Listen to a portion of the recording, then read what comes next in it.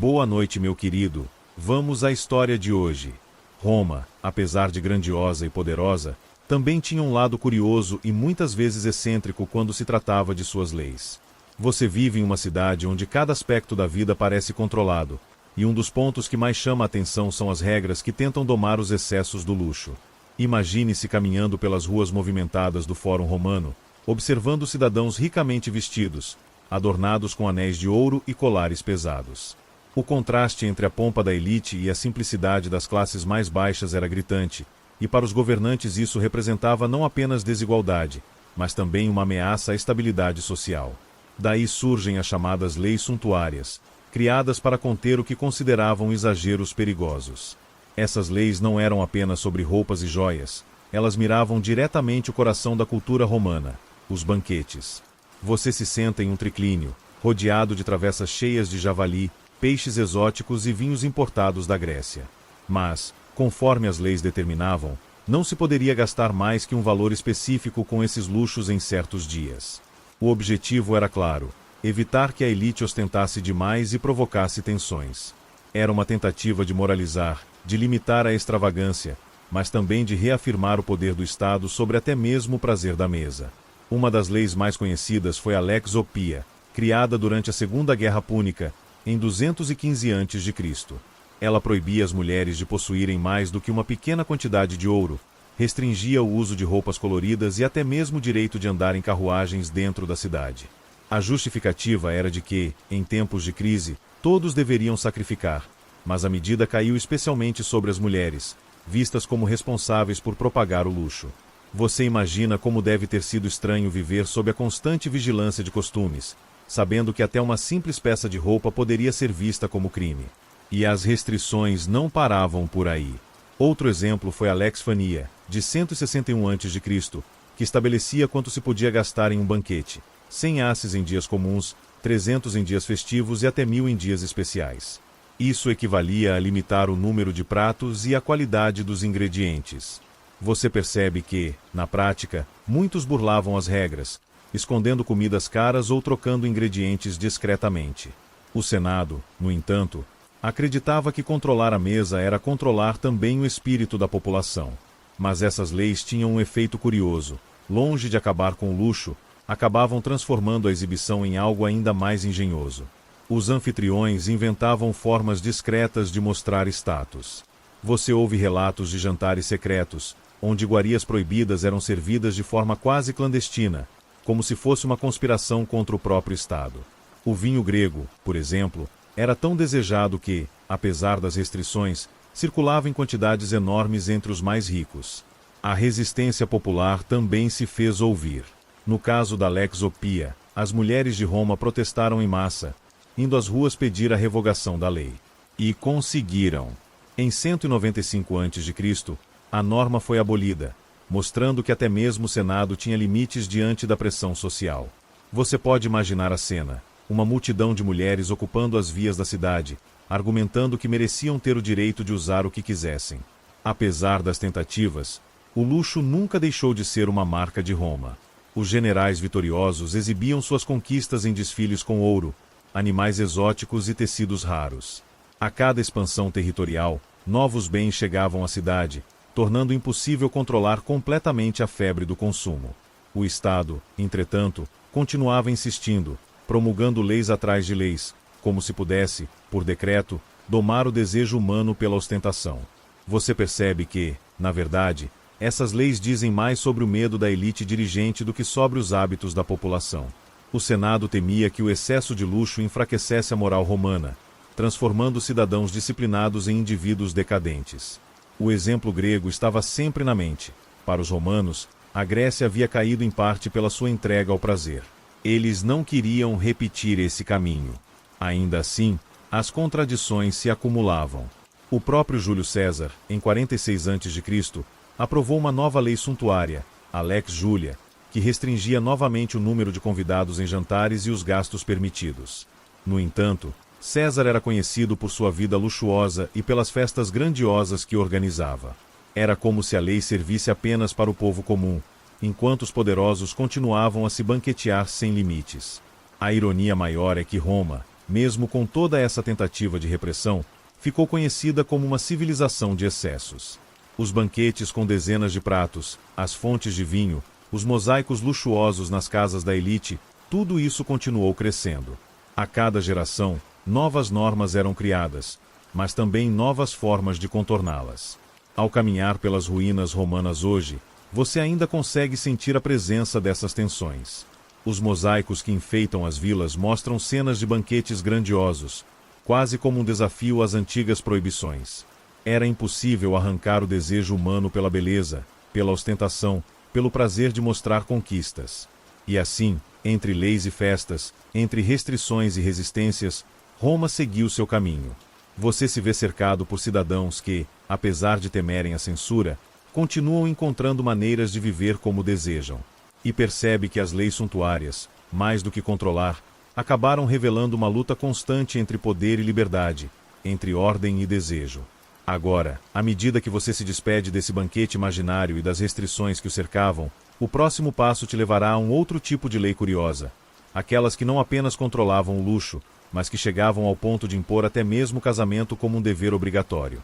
Você deixa para trás os banquetes e as restrições ao luxo, mas Roma tinha outras preocupações além da ostentação. Entre elas, estava algo ainda mais íntimo: o casamento. Imagine viver em uma sociedade onde não se casar não era apenas uma escolha pessoal, mas uma questão de Estado. Pois foi exatamente isso que aconteceu sob o governo de Augusto, o primeiro imperador romano. O casamento era visto como uma instituição essencial para a manutenção da ordem social e da moral romana. Mais do que isso, ele era a base da reprodução de cidadãos, algo que preocupava enormemente o império. No final da República, as guerras constantes e a decadência dos costumes haviam reduzido as taxas de natalidade entre a elite. Muitos homens preferiam viver sozinhos, dedicar-se à política ou aos prazeres, e as mulheres, cada vez mais conscientes de sua posição, relutavam em assumir os encargos do matrimônio. Augusto, determinado a restaurar a virtude romana, aprovou um conjunto de leis conhecidas como Leges Juliae, em 18 a.C. Elas regulamentavam o casamento, puniam o adultério e até ofereciam prêmios para quem tivesse mais filhos. Você percebe a ousadia disso, o Estado entrando dentro dos lares, ditando com quem você deveria viver e até como deveria se comportar na intimidade. As leis determinavam, por exemplo, que todos os homens entre 25 e 60 anos e todas as mulheres entre 20 e 50 anos deveriam se casar. Quem permanecesse solteiro dentro dessa faixa etária sofria punições. Entre elas, a proibição de herdar propriedades de pessoas de fora da família imediata. Isso significava que um homem solteiro rico não poderia deixar sua fortuna para um amigo ou até mesmo para uma amante. O Estado queria forçá-lo a se casar, a ter filhos legítimos, a manter a máquina social funcionando. Você imagina a frustração daqueles que não desejavam se casar. Viver sozinho significava, em muitos casos, uma vida de limitações legais. Até mesmo viúvos e divorciados estavam sujeitos a prazos para se recasar, 3 anos para homens, 1 ano e meio para mulheres. O objetivo era claro: ninguém deveria escapar do dever de contribuir com novas gerações. Mas as leis iam ainda mais longe. O adultério, que antes era tratado como uma questão privada dentro da família, passou a ser crime público. Uma mulher flagrada em adultério podia ser denunciada pelo próprio pai ou marido. O homem envolvido também seria punido, mas de maneira menos severa. Para o Estado, controlar a sexualidade feminina era garantir a legitimidade dos herdeiros. Um dos casos mais famosos foi o da própria filha de Augusto, Júlia, a Velha. Ela era conhecida por sua vida boêmia e seus amantes. Quando sua conduta se tornou pública, Augusto aplicou contra ela as próprias leis que criará. Júlia foi exilada em uma pequena ilha no Mar Tirreno, onde viveu até a morte em condições precárias. Imagine a cena: o imperador, o homem mais poderoso do mundo, punindo sua própria filha para provar que ninguém estava acima da lei.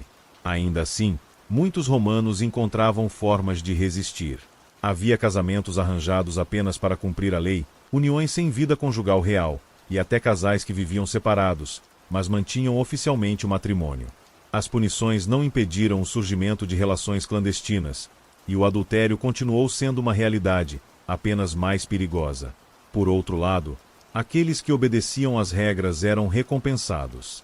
Famílias com 3 ou mais filhos recebiam privilégios especiais, como vantagens em processos legais e isenções fiscais. Era chamada ius trium liberorum, o direito dos 3 filhos. Assim, o Estado não apenas punia os solteiros, mas também premiava os férteis. Você percebe o paradoxo. Em uma Roma que se orgulhava de ser civilizada, muitos viviam pressionados por leis que invadiam suas escolhas mais pessoais. A liberdade de amar ou não amar estava submetida às necessidades do império. Ao andar pelas ruas, você ouviria conversas discretas sobre casamentos arranjados às pressas, sobre jovens viúvas obrigadas a se recasar antes mesmo de elaborarem o luto, sobre homens que se casavam apenas para garantir o direito de herança. Tudo isso porque a lei não permitia escapar. Essas normas mostram o quanto os romanos acreditavam que o controle da vida privada era essencial para o bem público. Mas, ao mesmo tempo, revelam como o poder pode se tornar intrusivo, tentando moldar até mesmo os sentimentos. E assim, depois de ouvir essas histórias sobre casamentos impostos, você entende que Roma não era apenas feita de conquistas militares e monumentos grandiosos. Era também um lugar onde a intimidade das pessoas estava constantemente sob vigilância do Estado. Agora, ao deixar para trás essa visão de casamentos obrigatórios e adultérios punidos, você se prepara para conhecer outro tipo de lei curiosa. Aquelas que não apenas controlavam o luxo ou o matrimônio, mas que chegavam ao extremo de decidir até sobre os banhos públicos e a higiene da população. Você atravessa uma rua movimentada de Roma e sente o cheiro de fumaça misturado com o aroma de especiarias. Mas, logo em seguida, outro odor mais forte invade o ar. A cidade é gigantesca, com mais de 1 milhão de habitantes, e a higiene nunca foi seu ponto mais forte. Em meio a tanta gente, animais e atividades comerciais, as autoridades precisavam criar regras para controlar algo essencial: os banhos, os dejetos e até onde você poderia ou não despejar o que saía de sua casa. Roma é famosa até hoje por seus banhos públicos, as termas. Havia centenas delas espalhadas pela cidade, algumas luxuosas como as termas de Caracalla, outras menores, frequentadas pela população comum. Mas nem sempre os banhos eram vistos com bons olhos. Em certos períodos, leis foram criadas para limitar o comportamento dentro desses espaços. Uma dessas leis curiosas proibia banhar-se em horários considerados impróprios. Imagine a cena. Você está cansado de um dia de trabalho, decide passar nas termas à noite para relaxar, mas descobre que isso não é permitido. A lei determinava horários específicos para homens e mulheres, impedindo que ambos se misturassem. Mais do que isso, em algumas épocas, o acesso noturno era simplesmente proibido. Outra norma dizia respeito à nudez.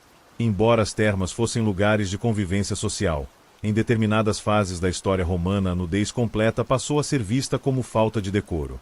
Assim, alguns editos determinaram o uso de roupas leves, mesmo dentro da água. Claro que muitos riam dessas regras e continuavam como queriam, mas imagine guardas fiscalizando banhistas para garantir que estivessem vestidos. O controle sobre os banhos não parava aí. Os romanos eram obcecados pela ideia de que a moral poderia se perder nesses espaços.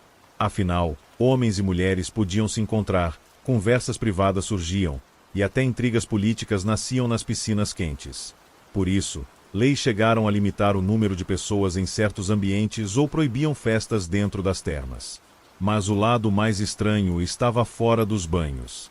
Roma tinha um problema sério com o esgoto. Apesar de contar com um sistema avançado de aquedutos e cloacas, como a famosa Cloaca Máxima, nem todas as áreas eram bem atendidas. Assim, em várias regiões da cidade, os moradores simplesmente despejavam dejetos pelas janelas ou portas. Você pode imaginar o caos. Andar pelas vielas podia ser arriscado, porque a qualquer momento alguém poderia jogar restos de comida, urina ou até fezes diretamente da janela. Era tão comum que leis específicas foram criadas proibindo esse hábito. O ato de atirar coisas pela janela era punido com multas pesadas. Ainda assim, a prática continuava, e até surgiram expressões populares alertando os transeuntes a olharem para cima antes de passar. Para tentar controlar a situação, o Senado decretou que cada casa deveria ter recipientes próprios para armazenar lixo e dejetos, a serem recolhidos em horários definidos. Mas nem sempre as pessoas obedeciam. Havia registros de acidentes terríveis, pessoas atingidas por jarros de urina, carroças derrapando em restos de comida, e até disputas entre vizinhos sobre quem era responsável pelo mau cheiro. Outro detalhe curioso: em Roma, A urina era um recurso econômico. Sim, você ouviu bem. A urina humana era coletada e vendida, pois continha amônia, útil para lavar roupas e branquear tecidos. Existiam até impostos sobre a coleta de urina, criados pelo imperador Vespasiano. Era tão comum que surgiu a famosa frase dele, pecunia non ole, o dinheiro não cheira. Imagine viver sob essas regras. De um lado, você não podia tomar banho quando queria, nem da forma que queria. De outro, precisava se preocupar com dejetos caindo do céu e com imposto até sobre sua própria urina.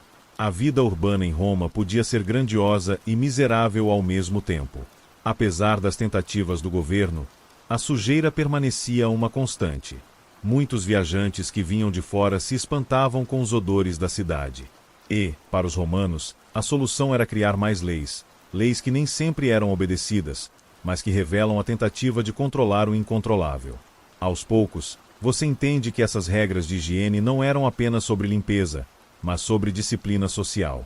Afinal, os banhos públicos eram lugares de convivência, os dejetos influenciavam a saúde de todos, e até a urina tinha valor para o Estado.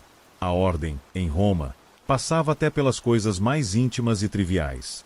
Deixando para trás o som das conversas nas termas e o cheiro incômodo das ruas, você segue seu caminho, pronto para descobrir outra faceta das leis romanas. Desta vez, não será sobre banhos nem sobre casamentos, mas sobre algo que pode surpreendê-lo ainda mais: regras bizarras ligadas à alimentação e ao consumo de certos alimentos. Você atravessa uma pequena taberna romana, sente o aroma de pão recém-assado, vinho derramado no chão e carne sendo preparada em espetos. Roma não era apenas a capital do poder político, mas também um centro gastronômico com sabores que mesclavam ingredientes locais, temperos trazidos do Oriente e hábitos adquiridos em conquistas distantes. Comer, para um romano, não era apenas necessidade. Era um ato social, uma demonstração de riqueza, de moral e até de disciplina. E, justamente por isso, não é de se espantar que houvesse leis estranhas ligadas à alimentação. As mais rigorosas vieram de tempos antigos, durante a República, quando Roma ainda estava moldando sua identidade. Os governantes temiam que o excesso de luxo enfraquecesse o caráter dos cidadãos. Assim, surgiram as leis suntuárias, que buscavam regular o que se podia comer, quanto se podia gastar e até quem podia participar de certos banquetes. Uma dessas leis, a Lex Fania, promulgada em 161 a.C., determinava que os romanos não poderiam gastar mais de 100 asses, uma quantia modesta, em um banquete. Além disso, havia restrições quanto aos tipos de alimentos que poderiam ser servidos. Por exemplo, carne de porco em excesso era vista como luxo, assim como aves exóticas ou peixes importados. A ideia era impedir que cidadãos competissem entre si exibindo riqueza à mesa. Você pode imaginar a cena: uma família preparando uma ceia, medindo cuidadosamente a quantidade de carne para não ultrapassar os limites legais. Mas a lei não parava aí. Havia restrições específicas sobre quais dias permitiam banquetes maiores. Em certas datas religiosas, o limite de gastos podia subir para 200 asses, e em ocasiões solenes para 300. Era como se o governo ditasse não apenas o que você podia comer, mas também quando podia se fartar. Outra lei estranha, a Lex Orchia de 181 a.C., limitava o número de convidados em banquetes privados. Segundo essa norma, apenas um número restrito de pessoas poderia ser convidado para a mesa. O objetivo era o mesmo: evitar a ostentação. No entanto, o resultado prático era curioso. Famílias inventavam pretextos religiosos ou cívicos para justificar reuniões maiores e, assim, burlar a lei.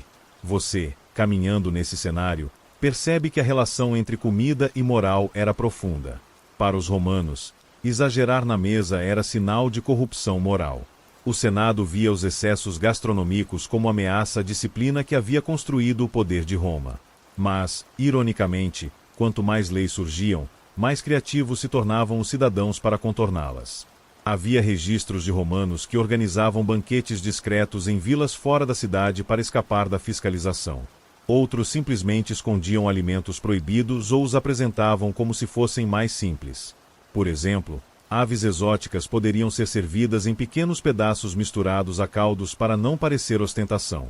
E havia também os casos hilários. Uma norma específica determinava que não se deveria servir carne fresca de porco em determinados tipos de banquetes, mas ninguém proibiu carne de javali caçado nas colinas próximas. O resultado: caçadores começaram a ser contratados para garantir carnes alternativas que estivessem fora da lista proibida. O vinho, bebida central na vida romana, também não escapava ao controle. Embora fosse consumido por praticamente todos, havia momentos em que seu uso era restrito. Para mulheres, por exemplo, a tradição impunha limites severos. Em épocas mais antigas, acreditava-se que o consumo de vinho por mulheres era imoral e até perigoso para a disciplina familiar. Tanto que há registros de maridos que podiam punir severamente esposas flagradas bebendo, sob a alegação de preservar a honra da casa. Você se pergunta como seria viver sob tantas regras: medir os convivas, controlar o cardápio, esconder alimentos e até temer beber vinho dependendo de quem você fosse. Comer, algo tão natural, transformava-se em um campo de vigilância e poder. Ainda mais curioso é que, apesar das restrições, Roma é lembrada justamente por seus excessos. Escritores da época imperial descrevem banquetes absurdos, onde pratos com flamingos, ostras trazidas de Britânia e molhos feitos com especiarias da Índia eram exibidos com orgulho. Era o luxo desafiando as leis, mostrando que a riqueza podia se impor até sobre os decretos do Senado. E havia exageros que soam quase inacreditáveis. Alguns aristocratas, ignorando qualquer senso de medida, serviam refeições com dezenas de pratos. Um jantar poderia começar com ovos temperados com garum, o famoso molho de peixe fermentado, e terminar com sobremesas feitas de frutas cristalizadas em mel. Para um convidado, a experiência era tanto uma refeição quanto um espetáculo. As leis, então, revelam essa contradição. De um lado, a tentativa de preservar uma Roma sóbria e disciplinada. De outro, uma elite ansiosa por exibir poder através da mesa. O resultado era um jogo constante entre restrições legais e criatividade culinária. Você imagina estar sentado em uma dessas mesas. Ao seu redor, pratos fumegantes e conversas sussurradas sobre política. Um escravo se aproxima com uma bandeja de frutas exóticas. Mas, antes de provar, o anfitrião lhe avisa: não diga a ninguém. Tecnicamente, isso não deveria estar aqui. A refeição se transforma em um segredo compartilhado, uma transgressão quase divertida. Enquanto os cheiros e sons de uma refeição romana desaparecem atrás de você, a caminhada continua. Se já era estranho ver o governo ditar o que você podia comer, prepare-se para descobrir algo ainda mais curioso: leis que controlavam não apenas os vivos, mas também os mortos. A próxima parada é um conjunto de regras funerárias que parecem saídas de uma fábula macabra, onde até a forma de chorar pelos mortos era regulada pelo Senado. Você avança pelas ruas de Roma e, aos poucos, a vida cotidiana se mistura com a morte. Em cada esquina, monumentos e lápides lembram que a cidade não era apenas feita para os vivos.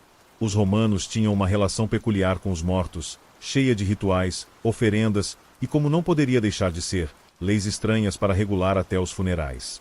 Logo você descobre que um dos pontos mais curiosos era a Lex Oppia e outras leis que derivaram dela, que limitavam não apenas roupas e joias, mas também os rituais de luto. Por exemplo, mulheres não podiam usar muito ouro em funerais, nem roupas luxuosas durante o período de pranto. A ideia era simples: evitar que a dor se transformasse em espetáculo de ostentação. Mas o que mais chama sua atenção são as regras sobre pranteadores contratados. Sim, em Roma era comum pagar pessoas para chorar em funerais. Elas se debruçavam sobre o corpo, batiam no peito, puxavam os cabelos e gritavam em altos brados, criando uma atmosfera de tragédia. O problema é que alguns cidadãos ricos exageravam, contratando dezenas de mulheres que transformavam o funeral em um verdadeiro show de desespero. Para conter esses excessos, leis foram aprovadas limitando o número de carpideiras que poderiam estar presentes. Você imagina a cena: o corpo de um patrício sendo carregado pelas ruas, seguido de uma multidão de contratadas soluçando. O Senado, incomodado com tamanha exibição, decide que não se pode contratar tantas pessoas para chorar.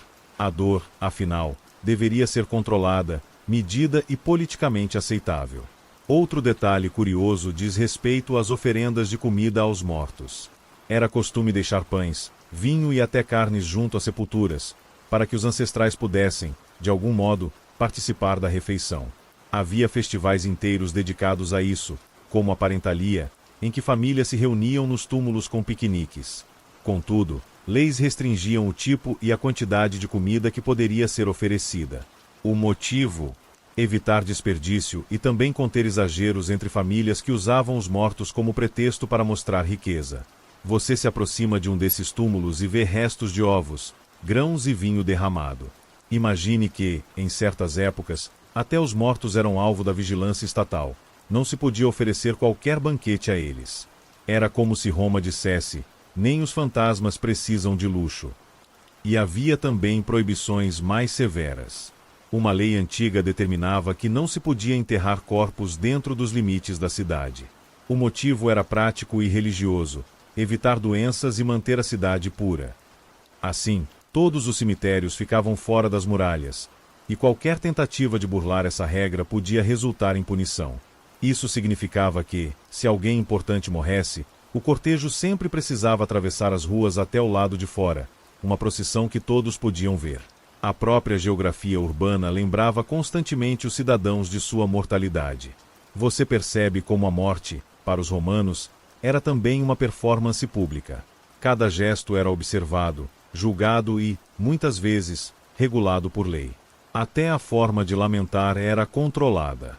Mas o mais estranho ainda estava por vir. Em alguns períodos, o Estado decidiu controlar não apenas como os vivos deviam chorar, mas também o que os mortos poderiam levar consigo. Por exemplo, era proibido enterrar grandes quantidades de ouro ou joias junto com o falecido. Mais uma vez, para evitar ostentação e desperdício. Os romanos acreditavam que, no submundo, não havia necessidade de riquezas, mas muitos ainda tentavam enviar seus entes queridos bem equipados para a eternidade. Algumas famílias encontravam meios criativos de contornar isso. Em vez de joias verdadeiras, colocavam réplicas em bronze ou vidro. Outras escondiam objetos valiosos dentro das urnas de cremação, esperando que passassem despercebidos.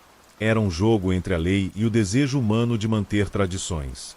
Você se vê caminhando em um desses cortejos, com flautistas tocando, carpideiras chorando e parentes carregando oferendas simples: pão, mel, vinho.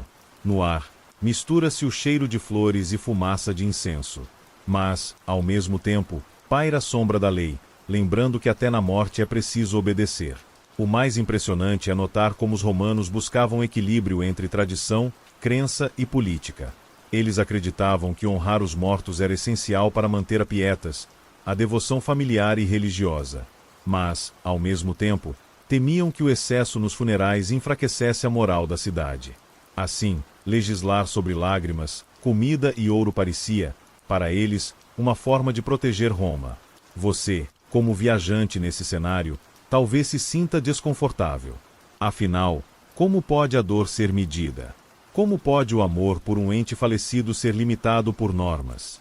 Mas, para os romanos, cada detalhe da vida precisava estar dentro de uma ordem maior.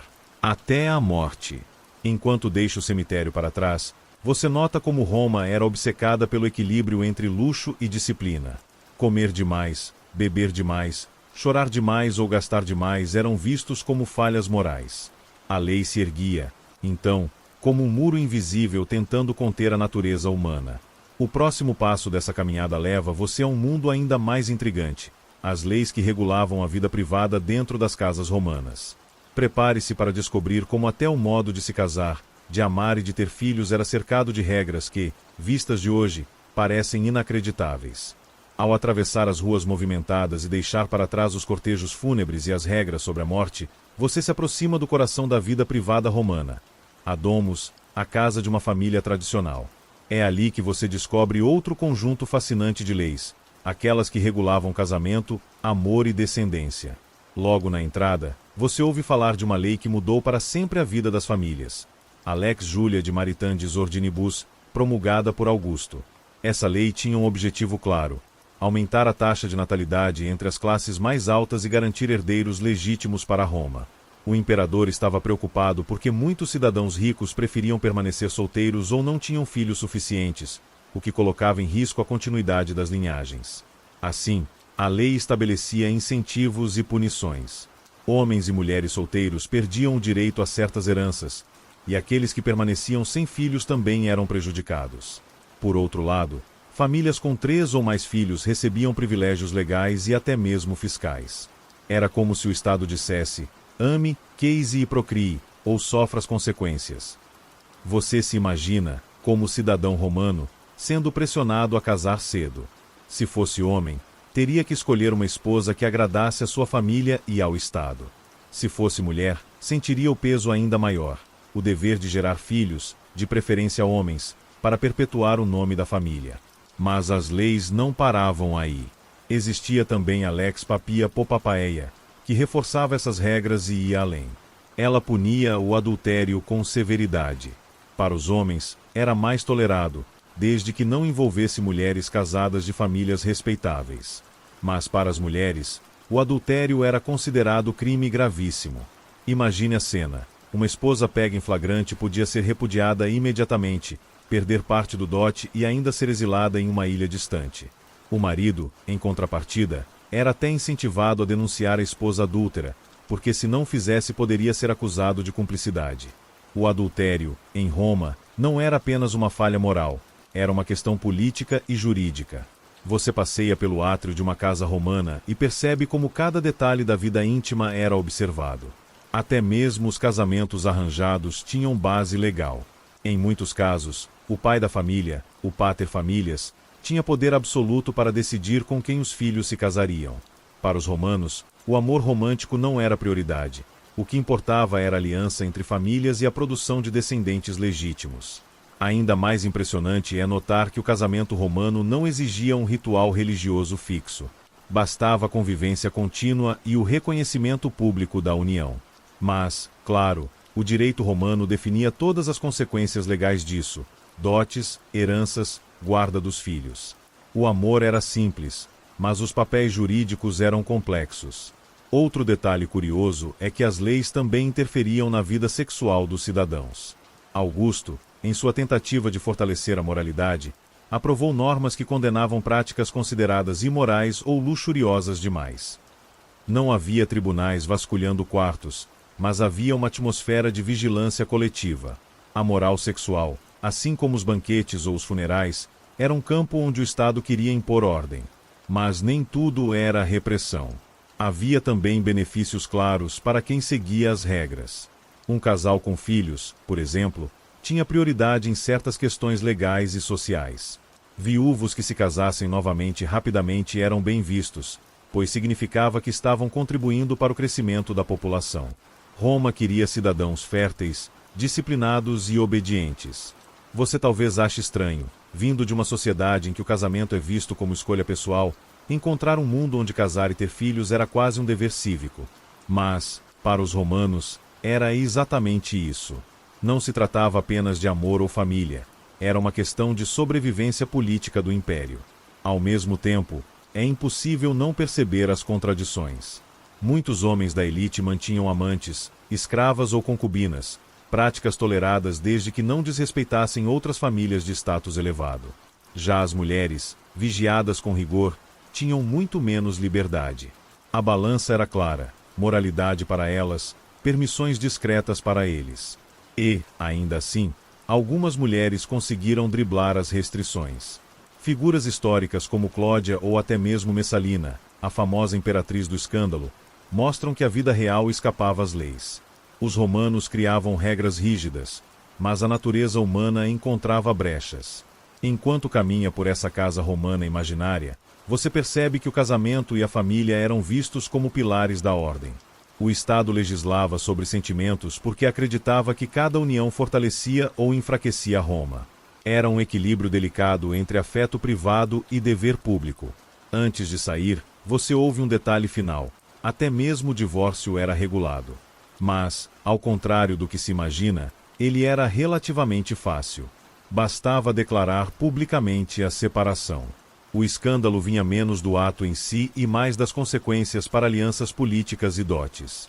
Roma era dura com adultério, mas flexível com divórcios, desde que houvesse justificativa social ou política. Você respira fundo e entende: em Roma, até o amor tinha fronteiras legais. Não havia espaço para paixões desmedidas fora das regras. E é justamente isso que você leva para a próxima parte da caminhada: descobrir como as leis invadiam até o mundo dos espetáculos e do lazer, transformando o prazer popular em mais um território de controle. Você deixa Domus e se dirige ao coração do entretenimento romano, o anfiteatro. O Coliseu ainda não existe nesta época, mas arenas menores já fervilham com gritos e aplausos. Jogos de gladiadores, corridas de bigas, apresentações teatrais, tudo estava sujeito a leis que muitas vezes pareciam absurdas. O objetivo não era apenas divertir, mas manter ordem, evitar tumultos e, claro, reforçar a moralidade pública. O primeiro detalhe que chama sua atenção é o controle sobre os espectadores. Roma sabia que multidões podem ser perigosas, capazes de transformar diversão em rebelião. Por isso, havia regras sobre onde cada cidadão podia se sentar.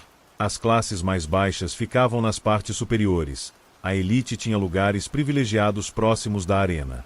Havia inclusive cotas específicas para mulheres, que muitas vezes deveriam estar acompanhadas de familiares masculinos.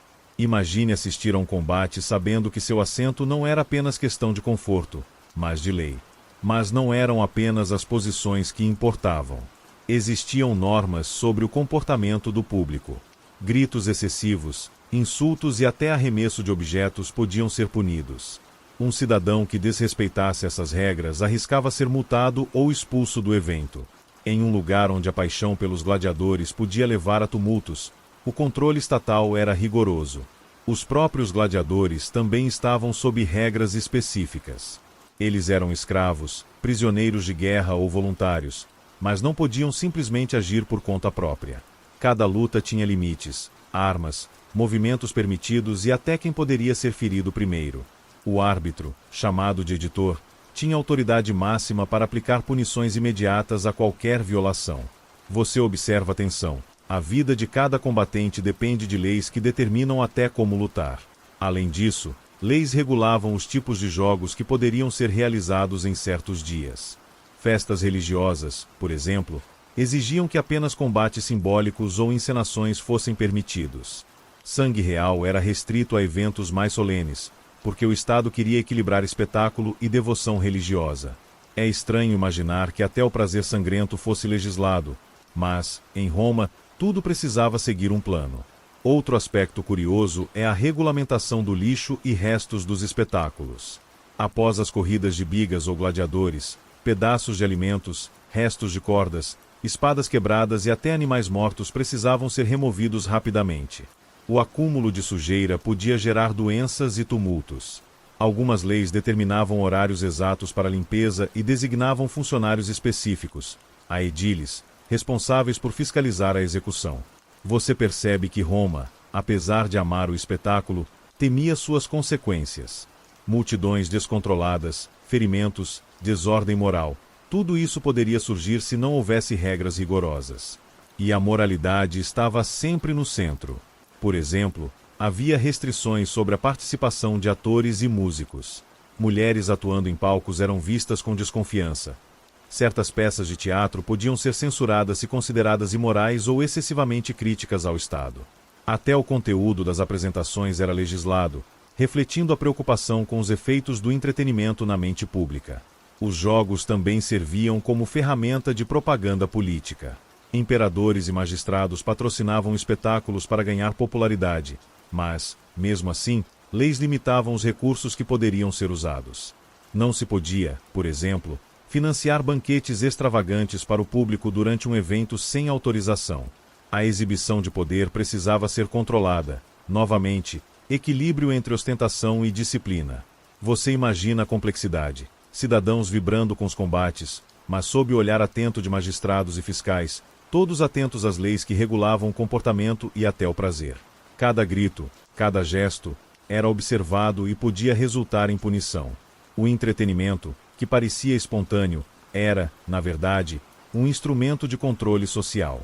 Mesmo com todas as restrições, o público encontrava maneiras de contornar as normas. Algumas pessoas escondiam objetos para arremessar nos gladiadores, outros insultavam discretamente usando sinais ou gestos. A lei romana era rígida, mas a criatividade popular encontrava brechas. E, ao mesmo tempo, o Estado incentivava certos comportamentos. Cidadãos que demonstrassem disciplina, respeito pelos limites das arenas e obediência às normas eram elogiados, e às vezes, recompensados com privilégios sociais. Mais uma vez, Roma equilibrava medo e recompensa para moldar a conduta coletiva. Enquanto você observa a arena e os espectadores, entende que os romanos não apenas amavam os jogos, mas tinham uma obsessão por ordem e moralidade, mesmo nos momentos de diversão. Cada evento era uma mistura de espetáculo, disciplina e política, e as leis surgiam como um fio invisível que mantinha tudo no lugar. O próximo passo dessa viagem será ainda mais peculiar. Você vai descobrir as leis que regulavam animais e caça, outro território onde a vida, a economia e o entretenimento se encontravam com normas estranhas e muitas vezes surpreendentes. Enquanto você se afasta da arena, sente o cheiro de cavalos e de terra revolvida. A caça e o cuidado com os animais não eram apenas atividades recreativas em Roma, eram também assuntos legislativos sérios. O império regulava o uso, a propriedade e até o destino de certos animais, refletindo uma sociedade que queria controlar todos os aspectos da vida, do prazer e da sobrevivência. Você aprende primeiro sobre as leis de propriedade animal. Um cavalo ou boi que escapasse e danificasse plantações de vizinhos podia gerar processos legais. O proprietário precisava compensar os danos, mesmo que o animal tivesse fugido sem intenção. Essa regra reforçava a responsabilidade individual e garantia a ordem em áreas densamente povoadas. Imagine um romano acordando cedo para cuidar de seu gado, sabendo que qualquer descuido poderia se tornar uma dor de cabeça jurídica. As aves e animais domésticos também tinham regras curiosas. Pássaros cantores, por exemplo, eram avaliados por sua beleza e pelos direitos de propriedade. Se você comprasse um pássaro e ele fugisse ou fosse capturado por outro cidadão, havia disputas legais para decidir quem detinha o direito sobre ele. Até mesmo pequenas disputas envolvendo animais de estimação podiam terminar em tribunal, mostrando quão detalhadas eram essas normas. Em termos de caça, Roma mantinha restrições claras. Animais de caça exóticos ou protegidos não podiam ser abatidos indiscriminadamente. Leis especificavam espécies permitidas, períodos de caça e locais autorizados. Isso impedia que a nobreza destruísse recursos naturais ou prejudicasse a subsistência dos mais pobres. Você imagina caçadores romanos vestindo túnicas e carregando lanças, cuidadosamente observando mapas e editos para não infringir nenhuma regra. E havia regras ainda mais estranhas sobre o comércio de animais. Certos peixes, aves ou animais exóticos trazidos de províncias distantes só podiam ser vendidos mediante licença oficial. Não se tratava apenas de economia, era também uma questão de prestígio. Ter animais raros era sinal de status, mas a lei impunha limites para que o luxo não se transformasse em abuso. Você percebe que a relação de Roma com animais era dupla. Eles eram recursos, objetos de ostentação e, ao mesmo tempo, sujeitos de regras que preservavam ordem social e moral. Um cidadão podia ser elogiado por criar aves raras em casa, mas censurado se seu cuidado não respeitasse normas ou prejudicasse vizinhos. As leis de caça também refletiam preocupações de segurança. Animais selvagens que pudessem ameaçar humanos, como lobos ou javalis, eram regulados quanto à captura. Atirarem um javali na propriedade alheia ou ferir um animal doméstico sem autorização poderia gerar processos complexos. Roma controlava até o território natural. Curiosamente, algumas regras visavam entretenimento com animais. Jogos públicos que incluíam lutas de animais, conhecidos como venationes, tinham normas estritas sobre quais espécies poderiam ser usadas, quantos animais por espetáculo e como deveriam ser tratados antes e depois. O objetivo era equilibrar espetáculo e moralidade. Não se podia simplesmente massacrar animais indiscriminadamente para divertir o público. Você observa como essas leis mostram o contraste entre a obsessão romana por espetáculo e a necessidade de disciplina. Enquanto gladiadores lutavam pela vida sob regras severas, animais também tinham uma legislação própria, que ditava comportamento humano e proteção, ainda que limitada. Além disso, havia leis curiosas que regulavam propriedade coletiva de animais. Pastos e florestas comunais exigiam cuidados especiais, e qualquer abuso podia gerar punições severas. Um fazendeiro não podia, por exemplo, usar a terra comum para criar mais animais do que a lei permitia, sob risco de processos e multas. Era a maneira de Roma controlar recursos escassos e garantir justiça social. E até a alimentação animal era legislada indiretamente. O transporte de peixes ou aves para consumo público precisava obedecer a regras de higiene. Qualquer descuido poderia ser considerado crime contra a saúde pública. Você percebe, então, que a lei romana tentava criar um equilíbrio entre comércio, sobrevivência, lazer e segurança. Ao caminhar por ruas e campos imaginários, você entende que os romanos projetaram sua autoridade sobre praticamente todos os aspectos da vida. Não apenas as pessoas eram reguladas, mas também os animais, suas atividades e seus destinos. Cada pássaro, cavalo ou javali podia ser objeto de fiscalização. Enquanto deixa os campos de caça para trás, você se prepara para descobrir outro território igualmente fascinante: as leis bizarras que regulavam vestimenta e aparência, onde roupas, cores e até o estilo de cabelo podiam ser alvo de punição ou controle. Você deixa os campos de caça e volta à cidade, onde o som de martelos, carruagens e conversas permeia o ar. É hora de explorar outro aspecto curioso da vida romana: leis que regulavam vestimenta, aparência e ornamentação pessoal. Em Roma, o que você vestia não era apenas uma escolha estética, era um reflexo de classe, moralidade e até lealdade ao Estado. O primeiro exemplo que chama a atenção é a famosa toga. Essa peça de roupa não era apenas elegante, era obrigatória para cidadãos romanos em certas ocasiões. A toga simbolizava status e cidadania, e havia normas sobre quem podia usá-la. Homens livres deveriam vestir a toga durante cerimônias, assembleias e eventos públicos. Mas até nisso existiam restrições. O comprimento, o tecido e a cor podiam variar conforme a idade, posição social e riqueza. Você imagina a cena: um cidadão acordando cedo, ajustando cuidadosamente as dobras da toga, temendo ser ridicularizado ou punido se a vestimenta não estivesse perfeita. Em Roma, vestir-se mal podia ser interpretado como descuido moral ou falta de disciplina. As cores também eram reguladas.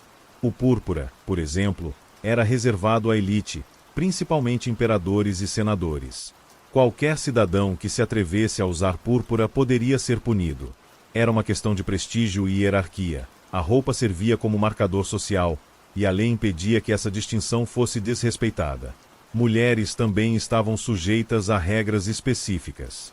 A vestimenta feminina não era apenas sobre moda, refletia honra, status e moralidade. Tecidos luxuosos, joias chamativas ou maquiagem excessiva podiam ser criticados ou até proibidos em certos contextos. Uma mulher que vestisse roupas de cores reservadas à nobreza sem permissão estava infringindo normas que iam além da estética, tocando no campo jurídico e social. O cabelo também tinha atenção especial. Homens e mulheres eram esperados a manter penteados adequados à idade, classe e ocasião. Cabelos longos e desgrenhados podiam ser vistos como sinal de desordem, e certos estilos eram proibidos em eventos públicos ou cerimônias religiosas. Roma legislava até os fios de cabelo. E havia regras sobre joias e adereços. Ouro, pedras preciosas e ornamentos chamativos eram cuidadosamente regulados. Leis suntuárias, promulgadas ainda durante a República e reforçadas pelo Império, determinavam quanto ouro poderia ser usado por cidadãos comuns em banquetes, casamentos ou funerais.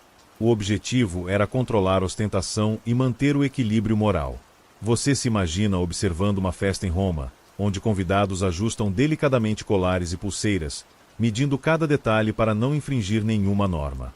Uma mulher muito ornamentada podia atrair olhares, mas também críticas ou punições legais. A lei estava sempre presente, mesmo naquilo que parecia mero capricho pessoal. Os romanos também criaram normas específicas para roupas em determinados dias e festivais. Vestimentas e cores deviam refletir o espírito religioso ou cívico da ocasião. Errar na escolha podia ser interpretado como falta de respeito às tradições e provocar repreensão pública. Você percebe que a roupa não era apenas identidade pessoal, mas também sinal de lealdade à cidade e às instituições. E, claro, a fiscalização não era abstrata. Magistrados e vigilantes podiam repreender cidadãos que desrespeitassem regras de vestimenta. Multas e censuras eram comuns. Em casos extremos, o descumprimento podia levar à exclusão de determinados privilégios sociais ou à vergonha pública. A moda, para Roma, não era apenas vaidade, era disciplina social.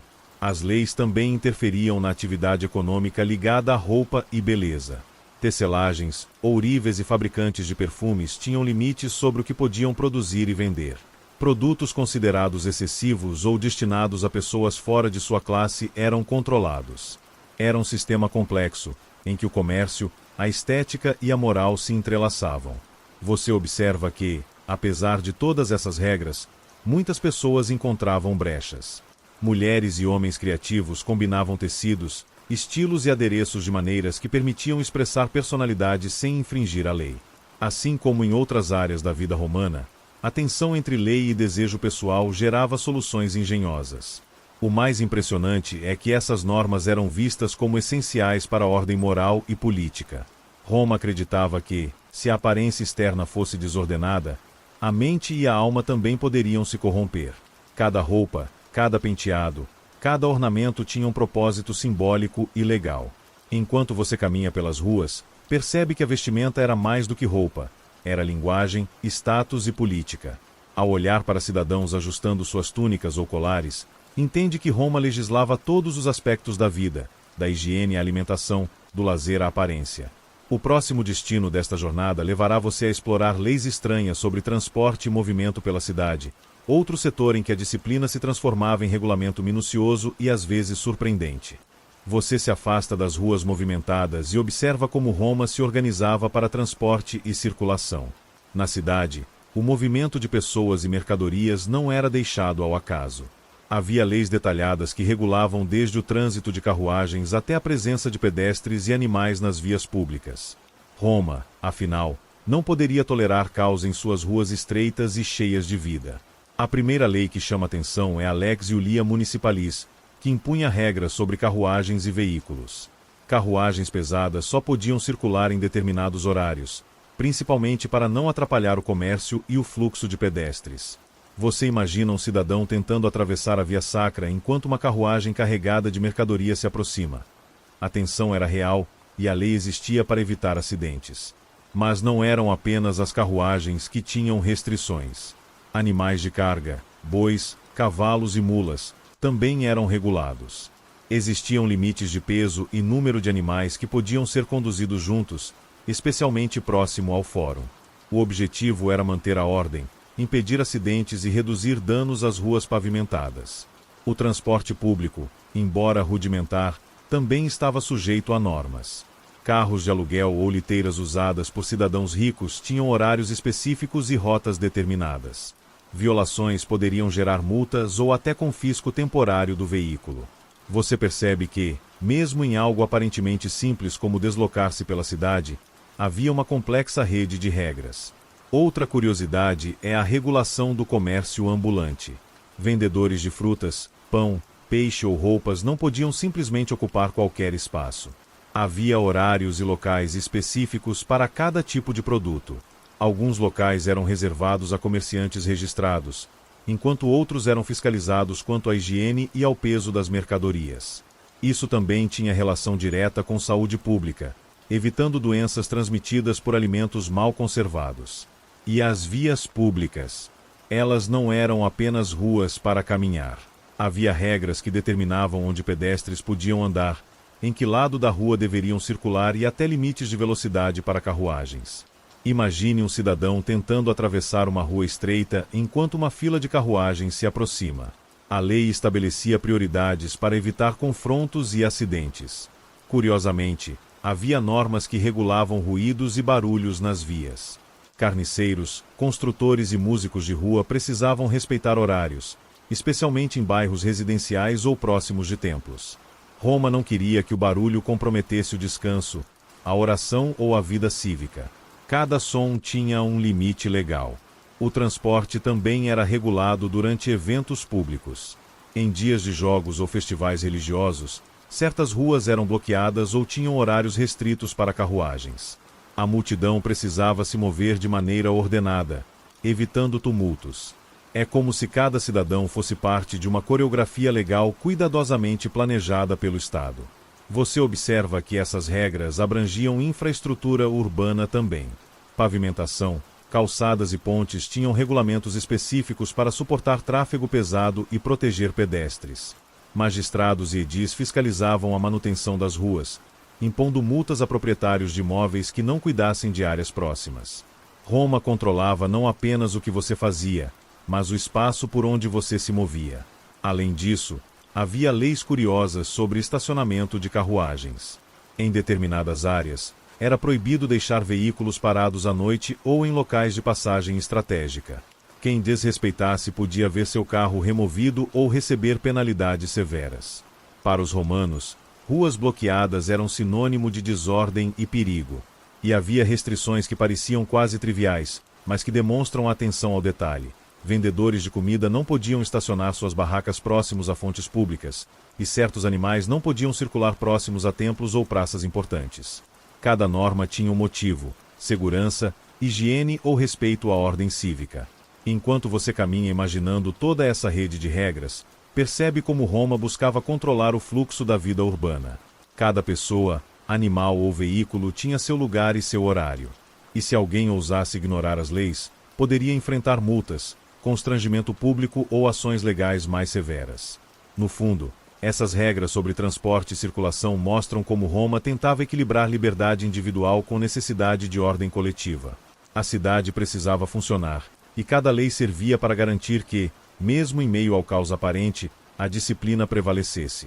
Ao sair das ruas e entrar novamente em bairros residenciais e mercados, você se prepara para descobrir outro conjunto surpreendente de normas. Leis sobre comércio e preços, onde a economia romana se misturava à moralidade e à proteção do cidadão. Você deixa as ruas controladas e adentra os mercados de Roma, lugares cheios de cores, aromas e barulho, onde a vida econômica pulsa intensamente. Mas, para sua surpresa, descobre que até o comércio estava repleto de leis estranhas e rigorosas, criadas para proteger o consumidor, controlar preços e evitar abusos, algo que faria qualquer vendedor moderno estremecer. O primeiro detalhe que chama atenção é a Lex Julia Dianona, uma lei que regulamentava a venda de grãos, especialmente o trigo, essencial para o pão, alimento básico da população. Havia preços máximos para evitar especulação, e comerciantes que os desrespeitassem poderiam ser multados ou até presos. Imagine o padeiro de uma pequena taberna calculando cada grão, temendo que uma variação mínima no preço pudesse atrair punição. Mas o controle não parava nos preços. Havia fiscalização sobre medidas e pesos. Baldes, bolsas e urnas deviam obedecer padrões definidos pelo Estado. Qualquer fraude, mesmo mínima, podia gerar processos e pagamento de indenizações. Você percebe como Roma tentava evitar que a desonestidade corroesse a confiança nas relações comerciais, mostrando uma obsessão por justiça e ordem em cada detalhe do comércio. Além disso, certas mercadorias tinham regras específicas quanto à origem e qualidade.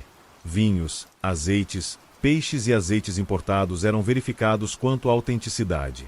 Comerciante que vendesse produtos adulterados ou falsificados enfrentava punições severas. Você imagina como seria a vida de quem tentasse burlar o sistema, arriscando perder reputação e liberdade em nome do lucro. Outro aspecto curioso envolve a venda de alimentos perecíveis. Carne, peixe e leite precisavam ser transportados e armazenados segundo normas de higiene. Caso contrário, o comerciante poderia ser acusado de colocar a saúde pública em risco. Roma, mesmo sem conhecimento científico moderno, entendia a relação entre higiene, doenças e responsabilidade legal. E havia regras que afetavam diretamente os clientes. Por exemplo, proibições de fraude em pesagem obrigavam comerciantes a mostrar aos compradores como a mercadoria era medida. O cliente podia verificar o peso e contestar irregularidades imediatamente. Isso gerava uma espécie de fiscalização mútua, uma forma de equilíbrio entre poder econômico e proteção ao cidadão. As leis também regulavam a participação em feiras e mercados. Certos locais eram reservados a vendedores de produtos específicos, enquanto outros eram fiscalizados por magistrados chamados a ediles. Qualquer invasão de espaço ou desrespeito a horários poderia resultar em penalidades. Você se imagina tentando abrir uma barraca em uma feira lotada, preocupado com o risco de ser multado por invasão de território. Curiosamente, Roma também tinha restrições sobre comércio noturno. Alguns vendedores só podiam abrir suas barracas em horários permitidos, especialmente próximos a templos e praças. A ideia era evitar desordem e proteger a população de práticas consideradas suspeitas ou perigosas à noite. Você percebe como a lei penetrava em cada aspecto do comércio, até regulando o tempo e o local de atuação. O controle se estendia ainda à qualidade do vestuário e tecidos. Tecidos finos, corantes caros e joias vendidas em lojas eram monitorados. Comerciantes que enganassem clientes sobre origem ou qualidade enfrentavam multas, e, em casos extremos, confisco de mercadoria. Isso demonstrava preocupação não apenas com economia, mas com moralidade e justiça social. E havia leis sobre publicidade e engano. Comerciante que tentasse enganar o público com promessas falsas, sinais fraudulentos ou anúncios exagerados podia ser processado. A Roma antiga entendia que a confiança era essencial para a economia, e proteger o cidadão de artifícios desleais era responsabilidade do Estado. Você imagina uma cena de mercado, um vendedor de peixe mostrando cuidadosamente cada peça, pedindo para que os compradores verifiquem peso e frescor, enquanto um fiscal observa atento. Toda a transação era mediada por leis invisíveis que protegiam ambas as partes e garantiam ordem. Além disso, havia regras que controlavam preços de alimentos básicos em tempos de crise. Durante escassez, magistrados determinavam tetos de preço e medidas de distribuição, evitando fome e tumultos. Roma entendia que desordem econômica podia gerar revoltas, e a lei se transformava em instrumento de paz social. O que mais surpreende é perceber como essas normas criavam um equilíbrio delicado entre liberdade de comércio e interesse público. O vendedor podia lucrar, mas não explorar o consumidor. O comprador podia escolher, mas deveria respeitar regras de comportamento e pagamento. Cada transação, por mais simples que fosse, estava inserida em uma rede complexa de obrigações legais. Enquanto você caminha por entre barracas e observadores, percebe que o comércio romano não era apenas atividade econômica, era também uma expressão da disciplina social. Cada lei visava proteger, regular e equilibrar, e qualquer desrespeito podia ter consequências reais e severas. E, finalmente, você descobre leis que afetavam até a atividade artesanal e produção local. Artesãos que fabricassem objetos para venda precisavam seguir padrões de qualidade e ética. Ferramentas, utensílios domésticos e móveis eram avaliados quanto à durabilidade e honestidade. A lei romana buscava que cada produto fosse confiável, evitando fraudes e reforçando a ordem econômica e moral da cidade. Ao deixar o mercado para trás, você entende, Roma legislava tudo: preços, medidas, horários, qualidade e até honestidade. O comércio era uma extensão da lei, um lugar onde ética, economia e moralidade se encontravam de maneira surpreendentemente rígida. O próximo destino desta jornada é igualmente fascinante: leis sobre educação e conduta de crianças e jovens, mostrando como o Estado invadia até a formação pessoal e moral desde cedo. Você deixa o mercado e se aproxima de uma escola romana, onde crianças e jovens se reúnem para aprender leitura, escrita, cálculo e oratória.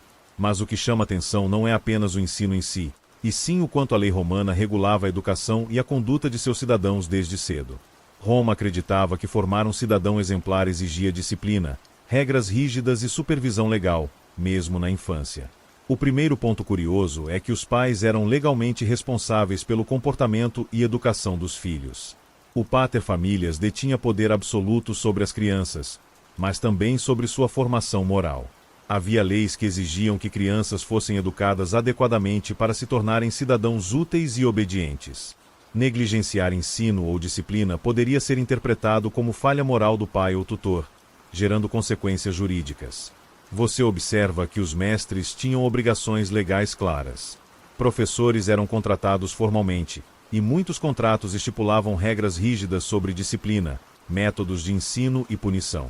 Não apenas ensinar, mas garantir o cumprimento de normas morais e civis era parte do trabalho. A educação não era apenas instrução intelectual, mas treinamento legal e social. E havia restrições curiosas sobre brincadeiras e comportamentos infantis. Crianças não podiam brincar em certas áreas públicas se isso colocasse em risco o comércio, os templos ou a circulação de pessoas. Brincadeiras inadequadas, como atirar pedras em animais ou desrespeitar autoridades, poderiam resultar em repreensão formal. Roma, mesmo com crianças, impunha limites claros. O aprendizado de leitura e escrita também tinha implicações legais. O ensino de discursos, retórica e habilidades cívicas era visto como preparação para cumprir deveres públicos e militares. O Estado controlava o conteúdo de certas matérias, especialmente quando envolvia moralidade, história ou religião, garantindo que jovens cidadãos internalizassem valores que beneficiavam Roma. As leis também regulavam idade e etapas do ensino. Crianças começavam estudos formais por volta dos 7 anos, com supervisão constante. Havia escolas públicas e privadas, mas todas seguiam regras que determinavam quais matérias eram apropriadas para cada faixa etária. A intenção era criar cidadãos graduais, disciplinados e prontos para a vida pública. Você percebe que até o comportamento em sala de aula era legalmente observado. Crianças deveriam sentar-se corretamente, respeitar colegas e professores, e usar roupas adequadas para o ambiente educacional.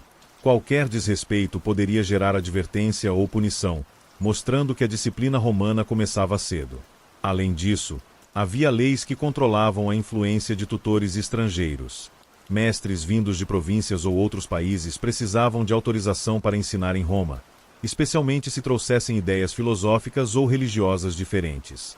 Roma protegia assim não apenas a educação, mas também a ideologia e a moral pública. Outro ponto curioso é que existiam normas sobre tempo de estudo e descanso. Crianças não podiam ser sobrecarregadas excessivamente, e certas horas eram reservadas para alimentação e higiene. Isso demonstra que, mesmo em um sistema rígido, havia preocupação com saúde e bem-estar dentro de padrões legais. As leis também regulavam a apreciação de arte e cultura. Jovens eram incentivados a aprender música, dança e literatura, mas sempre com supervisão. Materiais impróprios ou moralmente questionáveis eram proibidos. A educação estética era, portanto, também ferramenta de moralização e controle social. Você imagina um garoto romano estudando retórica, ajustando sua postura, repetindo fórmulas de ética cívica, enquanto observa magistrados e tutores garantindo que a disciplina fosse mantida. Cada lição, cada gesto, era moldado por normas que definiam comportamento aceitável e deveres do cidadão. E havia ainda regras sobre participação em cerimônias e festivais. Crianças eram ensinadas a respeitar rituais religiosos, marchar em procissões e até participar de pequenos eventos públicos, tudo supervisionado por adultos. Essa exposição precoce à vida cívica era legalmente estruturada para formar lealdade e obediência ao Estado. Os pais eram encorajados a punir transgressões domésticas de acordo com leis tradicionais. Castigos físicos moderados eram permitidos, mas havia limites definidos. O abuso ou negligência poderiam gerar processos. Roma equilibrava a autoridade familiar com proteção mínima, garantindo que a disciplina fosse exercida dentro de normas aceitáveis. Você percebe que educação e lei eram inseparáveis.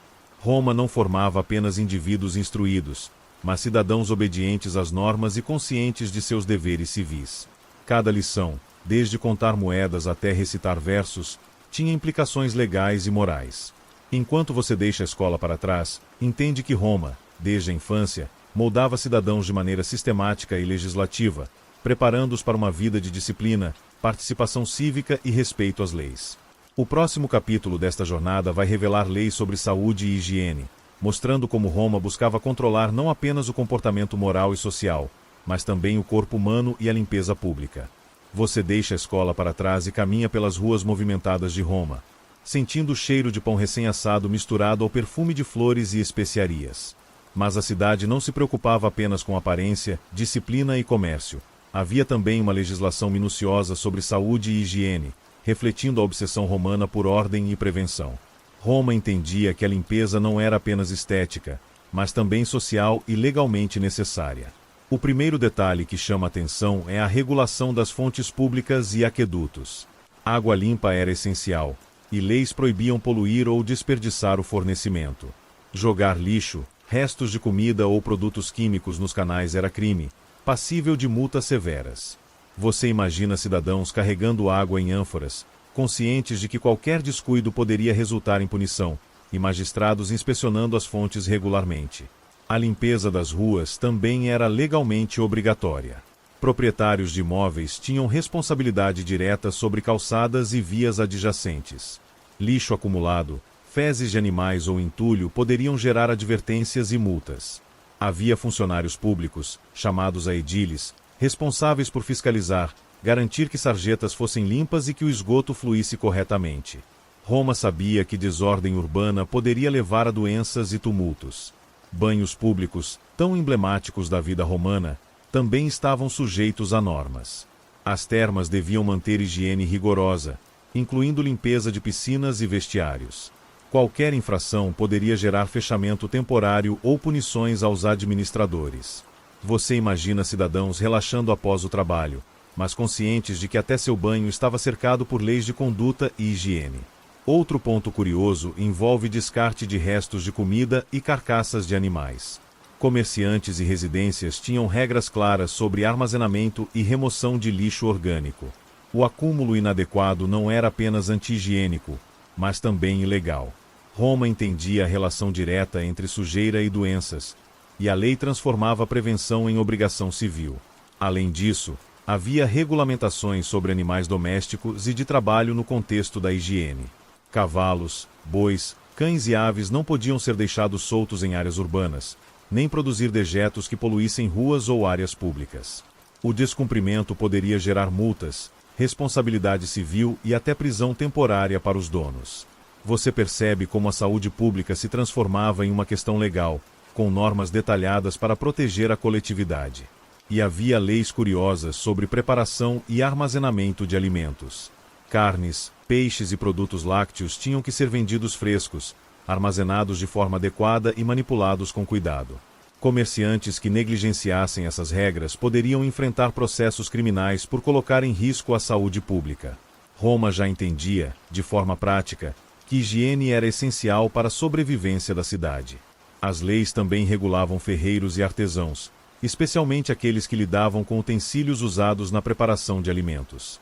Panelas, facas e instrumentos de cozinha deveriam ser limpos e mantidos em condições adequadas.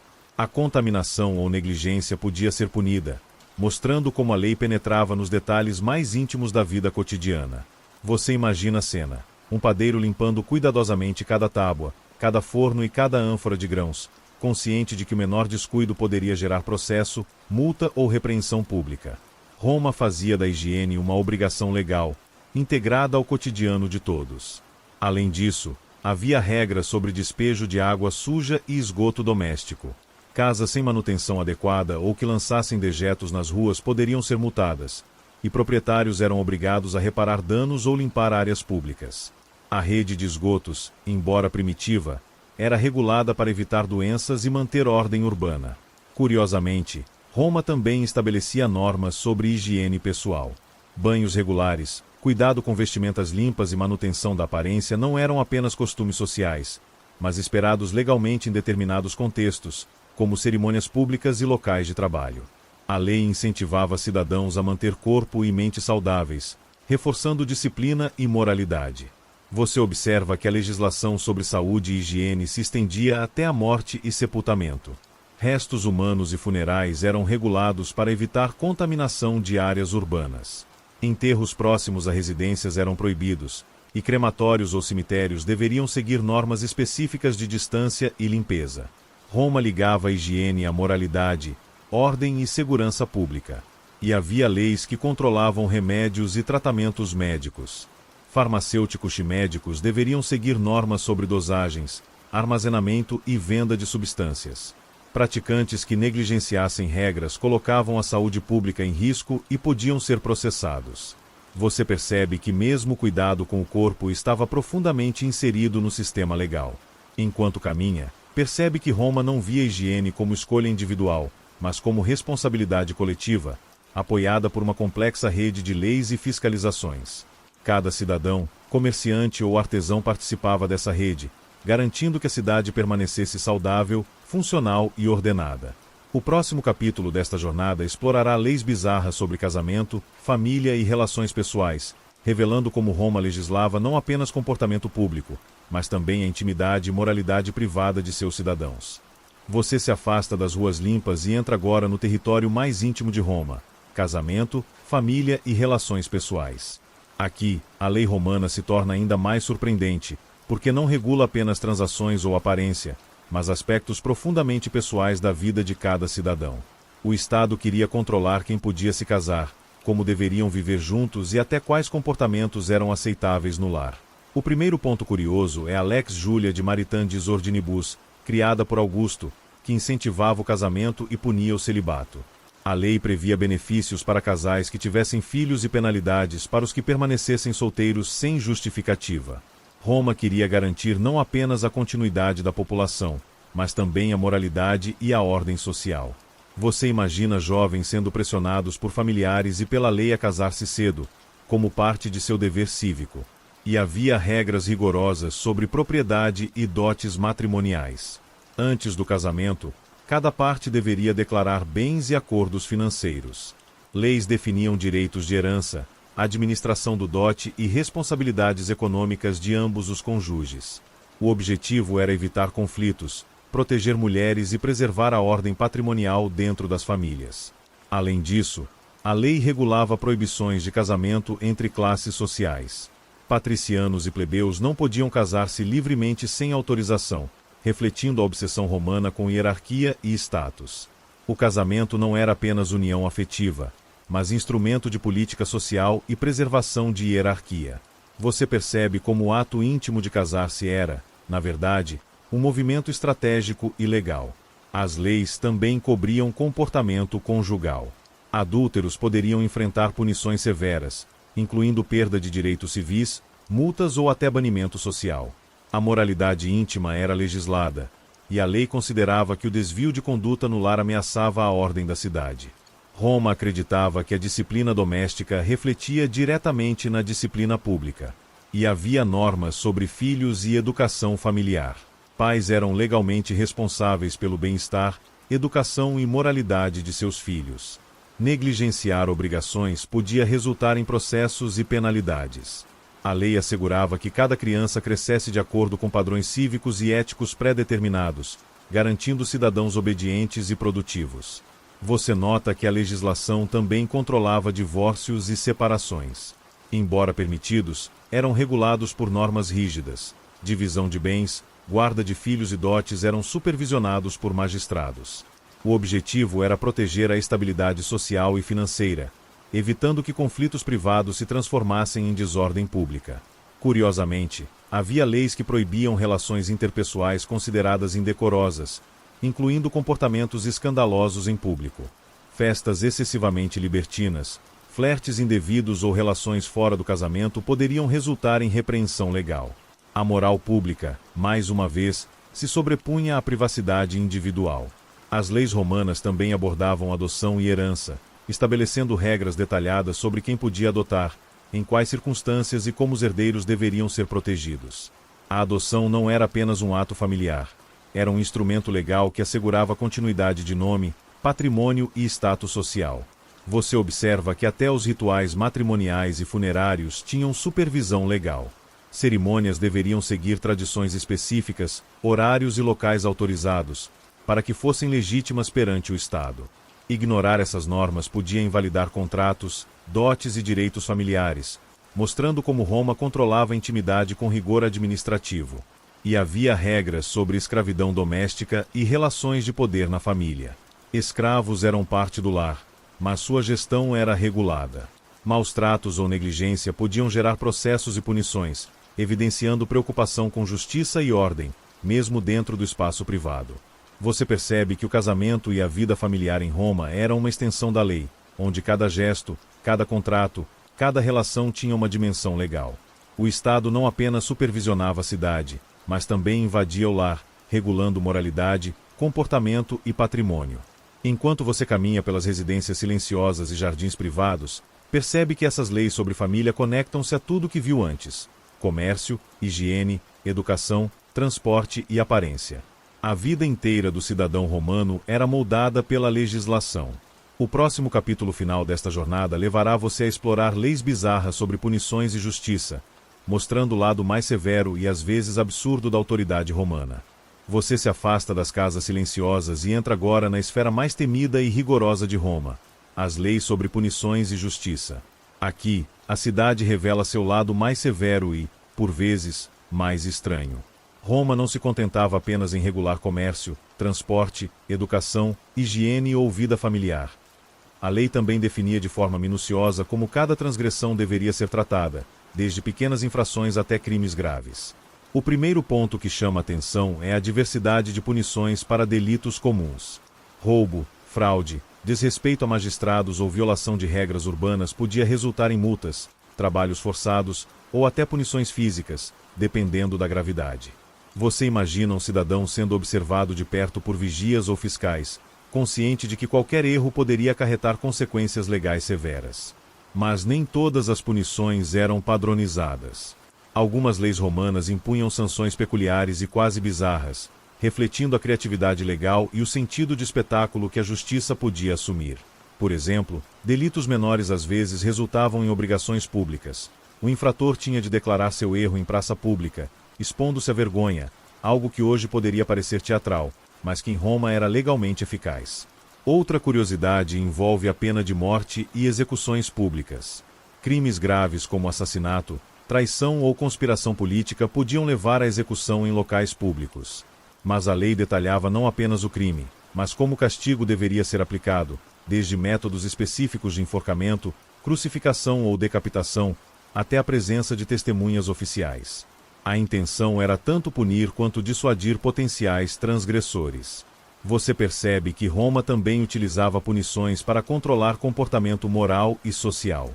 Adúlteros, filhos desobedientes ou cidadãos que desrespeitassem normas cívicas poderiam enfrentar censura, multas e, em casos extremos, exílio. A moralidade pública era encarada como responsabilidade do Estado, e a lei era seu instrumento mais direto e severo. Curiosamente, havia também penas coletivas ou familiares. Se alguém cometesse crimes graves, toda a família podia ser responsabilizada, especialmente no caso de herdeiros que se beneficiavam de atos ilícitos. Isso reforçava a ideia de que a desordem individual tinha impacto social e, portanto, legal. Roma era ainda mais específica na punição de crimes econômicos e comerciais. Comerciantes que adulterassem alimentos, enganassem clientes ou desrespeitassem medidas oficiais enfrentavam multas, prisão temporária e, em casos extremos, confiscos de mercadorias. O controle econômico, portanto, estava profundamente conectado à justiça. E havia regras rigorosas para escravos e libertos. Escravos que desobedecessem ou tentassem fugir poderiam sofrer punições físicas severas, mas sempre regulamentadas por leis que definiam limites e procedimentos. Libertos também estavam sob vigilância legal. Ofensas contra patrões ou cidadãos poderiam gerar punições específicas, incluindo perda de direitos civis. Você nota que Roma legislava até delitos de rua e pequenos crimes cotidianos. Roubo de objetos pessoais, agressões leves ou desrespeito a sinais públicos podiam levar à repreensão, multa ou trabalhos comunitários. Cada infração tinha uma pena proporcional, mostrando o cuidado romano em equilibrar justiça e ordem social. Outro aspecto fascinante é a existência de leis que protegiam certas classes sociais de punições extremas. Patricianos, senadores ou cidadãos de elite poderiam receber penas diferenciadas ou mitigadas, enquanto plebeus e estrangeiros enfrentavam sanções mais severas. A justiça era, portanto, também um reflexo da hierarquia social da cidade. Você observa que, mesmo na aplicação da pena, havia normas detalhadas sobre procedimentos legais. Juízes, magistrados e funcionários públicos deviam seguir protocolos precisos para interrogatórios, julgamento e execução de sentenças. A lei visava não apenas punir, mas manter legitimidade, ordem e previsibilidade. Curiosamente, algumas punições romanas envolviam elementos de humor ou ridículo público, especialmente em casos de infrações leves ou infrações civis. Cidadãos podiam ser obrigados a usar vestimentas ridículas, carregar sinais de vergonha ou participar de atos públicos de penitência. Essas penas, apesar de peculiares, tinham função de reforçar normas sociais sem recorrer sempre à violência. E havia leis sobre reabilitação e restituição. Muitas punições incluíam compensação à vítima, seja financeira, material ou simbólica. Roma entendia que a justiça não se limitava à punição do infrator, mas buscava restaurar equilíbrio social e moral, uma abordagem surpreendentemente avançada. Você percebe que, mesmo na severidade, a justiça romana seguia lógica e detalhamento legal. Cada infração tinha pena prevista, processo formal, testemunhas e registros. A lei não era arbitrária. Era um sistema complexo que buscava manter disciplina, moralidade e ordem urbana em todos os níveis. Ao observar os cidadãos cumprindo normas, os comerciantes temendo multas e os magistrados supervisionando a cidade, entende que Roma legislava absolutamente todos os aspectos da vida. Desde a infância até o casamento, da higiene ao comércio, da aparência pessoal às transgressões mais graves, a lei era onipresente, rigorosa e muitas vezes surpreendentemente estranha para padrões modernos. Você deixa a praça de julgamento e reflete sobre tudo o que viu: roupas, transporte, comércio, educação, saúde, família e justiça. Roma é uma cidade onde cada detalhe é regulamentado, onde a disciplina se transforma em lei, e onde o absurdo e o rigor coexistem de maneira fascinante. Enquanto o sol se põe e você caminha pelas ruas que conhecem tanto a ordem quanto a transgressão, percebe que apenas explorando estas leis é possível entender a complexidade e o engenho de Roma. Cada norma, por mais estranha que pareça hoje, tinha seu propósito, seja de proteção, moralidade ou organização social. E assim, ao encerrar sua jornada pelas leis mais estranhas que já existiram em Roma, você guarda essas histórias curiosas e rigorosas para compartilhar com outros viajantes do tempo e amantes de história. Roma não apenas regulava a vida, ela criava uma rede de disciplina, moralidade e ordem que atravessava todos os aspectos da existência. Com isso, encerramos esta aventura pelo passado, levando consigo cada lei curiosa, cada norma peculiar e cada detalhe fascinante, sempre pronto para revisitar essas histórias no canal Vaga Lembrança.